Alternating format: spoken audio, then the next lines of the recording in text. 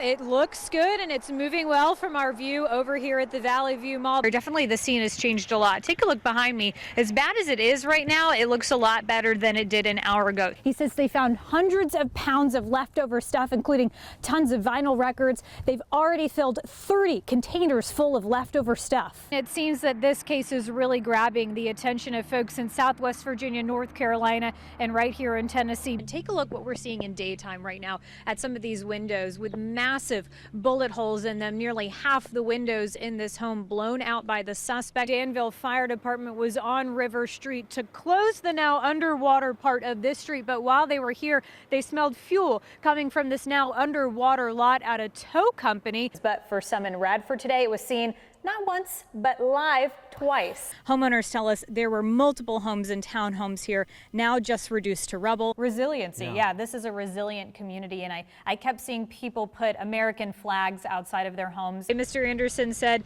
y'all take care, have a safe drive home, even though he has no home. And so that just goes to show you these folks really care for their neighbors.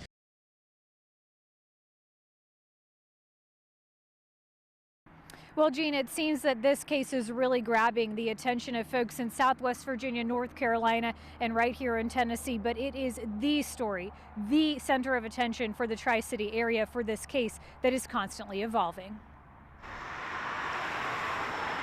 In the library, I've heard people talking about it. I talk about it with my friends. I've heard teachers, whispering about it, But everybody's talking about it. Northeast State Community College student Zachary Staten tells us for his community, nothing is bigger than the ever-changing story of Evelyn Boswell. You don't get something like this in Little Blunttville, Little Tri-Cities, Tennessee.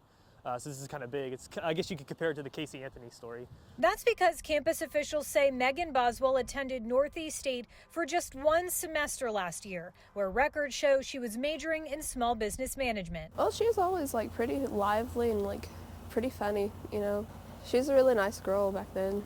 Freshman Lorvana Adams told us she knew Megan Boswell from Sullivan Central High School, where Adams says they shared a few classes. She struggles to picture her former classmate with the girl gripping this community's attention. They're kind of completely different. Back then, Maggie still had a couple stories that you could never really completely say were facts, but I didn't think that she would send everybody on a wild goose chase over her own daughter. Based on documents from campus officials, it doesn't look like Boswell came back for a second semester. But that hasn't prevented students from churning the rumor mill in this evolving case, with students like Adams focusing in on one particular hope. I just hope they find Evelyn safe and sound. Again, I mentioned that rumor mill, which continues to churn, but it's important to remember that the sheriff here in Sullivan County told folks yesterday that it's really important that they go based on fact and probable cause alone, not assumption, much of which you can find on social media right now, Jean. But it does seem that the communities here in the Tri-City area will continue to be plugged into this case wherever it goes. Leanna, you've been looking into this because you noticed a local restaurant went out of business, right? That's right, Jean, and I found out that the owners were charged with embezzlement after not paying the taxes that they owed to the city. But they're not the only ones. And now that the treasurer is in charge, she's telling me she's just trying to do her job. The Roanoker has been in business for a long time. 78 years. The owner says success is an easy recipe. Good food. We try to keep the atmosphere nice. They also try to keep up with their taxes owed to the city. We were late one month because of circumstances we just forgot to pay, and the penalty was high. That's the standard Treasurer Evelyn Powers is trying to set. It is the law. Since her office took over trust tax collections a year and a half ago, we're getting right on it. She's run a tight ship. When I took the office of oath as treasurer, it says I will uphold my responsibilities, and that's just in what I'm trying to do. She's got reason for it too. Powers says local restaurants owe the city nearly $300,000 in unpaid food and beverage taxes. She's allowing owners 2 months to get things in order. We want to help you. However, if you're not willing to help yourself and do what you need to do, my office cannot hold their hand. Plus, she says, it's only fair. It is not right for us to have to pay, and they don't pay. You have to pay taxes. Delinquent businesses are being turned over to the Commonwealth's attorney. In fact, court records show the owners of Mel's Place were recently indicted on charges of embezzlement and unpaid taxes. It is not an easy decision. But Power says not following the letter of the law is a recipe for disaster for the city. Power says the Roanoker is one of the businesses that consistently pays on time, but right now her office is working with about 40 of the city's 500 restaurants to get their balances paid on time. She has already had to turn over 4 restaurants to the Commonwealth's attorney, Jean. She also told us that restaurants no longer in business still owe the city about $98,000 in unpaid taxes, and it's not always easy to get that money back. They say good things will come to those who wait. Oh my gosh, I still don't see her. But patience is hard to pack during the holiday season. Oh God, this is making me nervous. When what you're waiting for is closer than ever. Madeline Wilson, we call her Maddie. She works for Williams-Sonoma and we haven't seen her since June. So excited. It is here. Their plane, I think, is already here. In the arrivals terminal of the Roanoke Airport. Are you guys coming from Charlotte? Yes. Where precious cargo is eagerly received. I'm waiting for the plane to arrive from Charlotte that's carrying our son. John Elliott's son lives in California these days, working for Google. He hasn't seen his son in almost a year. Sometimes I feel empty because the first 18 years of his life and our other son, we have 2, I spent coaching them, taking them to practices, being with them at all the activities, and then all of a sudden, it's gone. Gone for a time, but home when it counts the most. Oh, this is Kyle. And so this Christmas Eve, after all of the planning and all of the waiting, Oh my God, there she is. I gotta go. Bye. a delivery like no other. Isn't your shirt cute? Oh, God. Hi, girlfriend. OMG. Oh, you look so cute. Thank you. Are you crying? Yes.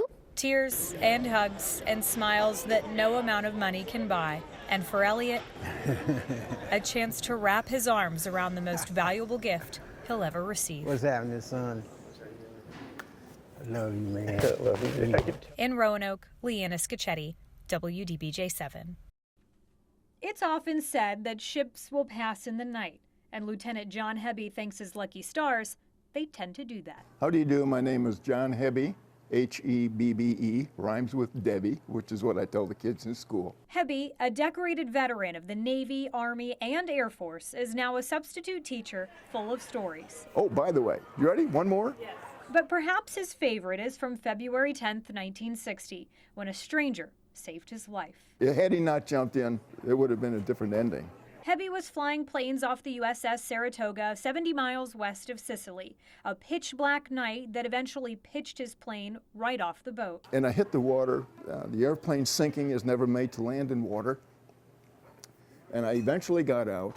His flare caught the gasoline around him on fire, melting his dinghy as his suit filled with water, dragging him under. But from on board the USS Benham, rescue diver Marshall Beard was watching. And the searchlights was on him. I seen he was about exhausted and about to go under. So that's when I went overboard and got a line to him. In nothing but shorts and a t-shirt, Beard pulled the pilot to safety before being dragged in the water behind the ship until someone on deck took notice.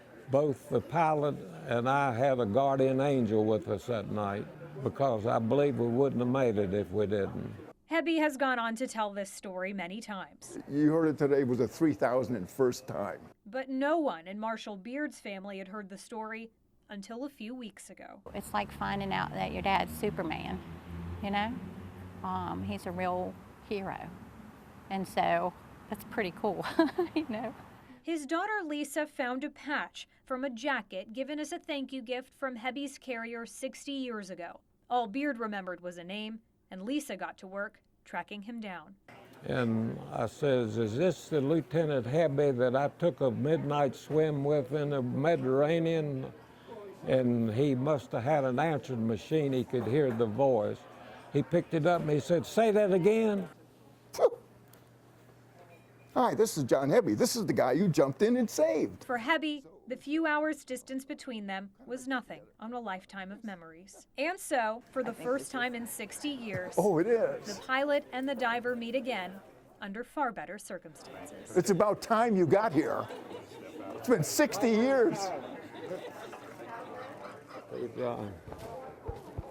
look better than the last time I seen you.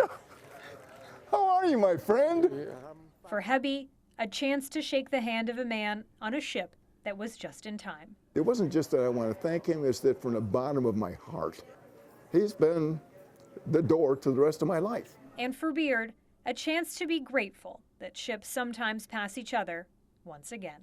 Probably was destiny that it was supposed to happen. I'm going to remember this day the rest of my life, as long as I have left. In Roanoke, Leanna Scachetti, WDBJ7. Ella Buchanan is stressed. She's returned home to the family farm to help her aging parents and her thinning herd. Come on, girls! Today she's feeding them grain and supplement. That's because her cows aren't as big as they need to be. Far before winter's arrival, there is hardly any green grass. And right now, Mother Nature needs to help me out. The last time Giles had a widespread soaking rain was late June. That means farmers like Buchanan and her friend Kelly Kidd are cutting into dwindling hay reserves months earlier than usual. Ponds are going dry. We have a lot of air farms that are fed by mountain springs, and they're really low. Kidd says supplemental grains for the herd will be expensive, and even that will likely have a domino effect on the year ahead. You know, if the cattle don't get the best quality hay or the best quality corn, and they may not because of the drought this summer, then they may not breed back and we may not get, you know, the calves for next year. Buchanan takes me from her young neighbor's farm to Don Straley's farm. This is home and this is where my heart is. Straley isn't faring any better. He's down 100 tons of hay. Looking at probably 7 or 8 months of feeding, and I don't have it. And the neighbors don't either. If there's been a drought on the land, he says there's been a flood on the market. They're getting a fraction of what they once got for their cows, 10 to 15% less than last year by some estimates. He says this is the worst drought he's seen in 70 years. All the farmers I talk with are feeling the same way. We just kind of get quiet about it because we don't know how to handle it. But while the future is unclear, these farmers say there's no option but forward. In Giles County, Leanna Scachetti, WDBJ7.